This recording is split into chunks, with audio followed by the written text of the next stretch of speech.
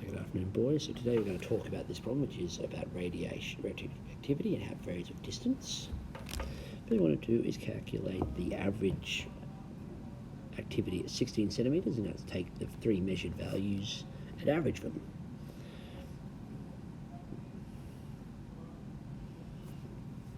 Right, these are easy marks. Don't forget to do simple things like this. Don't forget the units. Item 2 is calculate the uncertainty in that average, and we've got a formula. It's the max value minus the min value divided by 2. In this case it's 13.0 becquerels. Again, put the units in. Alright, and now the harder problem is interpreting the table to look at how the activity varies. So what we want to do is compare the activity at two different distances and see if we can find a relationship that includes variance. So 10 and 20 are a good pair because 20 is obviously double 10. And you can see that when we double the distance, we quarter the activity. We go from 500 to 125.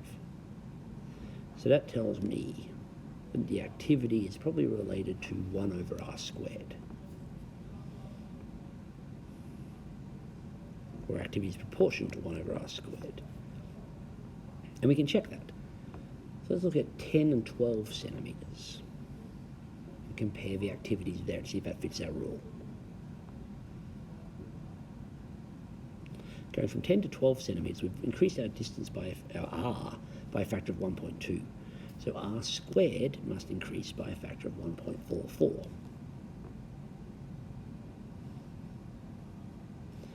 And if we take the activity at 12 centimetres, multiply that by 1.44, we get very, very close to the 500 that we have at 10. So we fit our rule.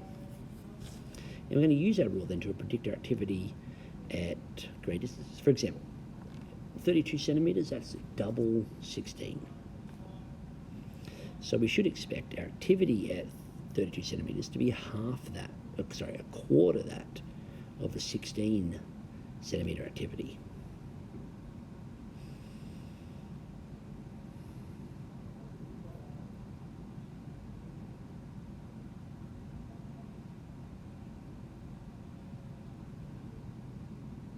So we take our activity at 16 centimetres and we divide that by 4.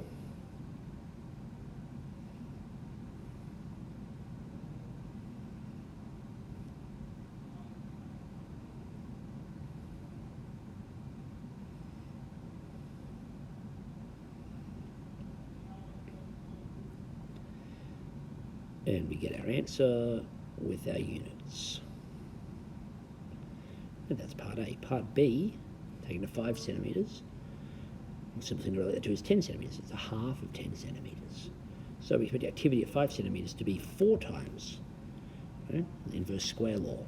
1 over a half squared is 4. So we take our activity at 10 centimetres, multiply that by 4, and we get our activity, a prediction for 5 centimetres.